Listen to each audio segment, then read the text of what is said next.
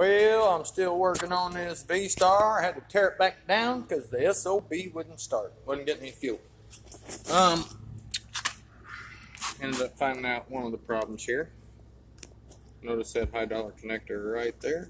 Hide and watch. No good. So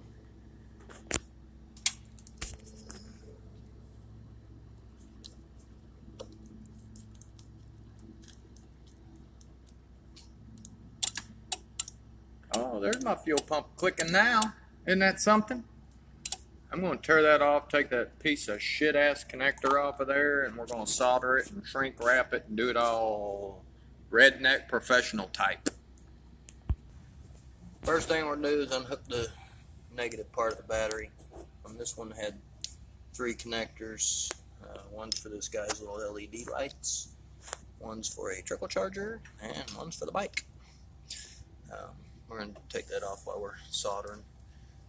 You know, I wonder if I can just pull that out and put a different end in it.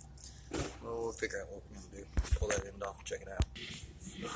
Alright, we got it soldered in, and we're going to try and get that shrink wrap over the top of it and be good.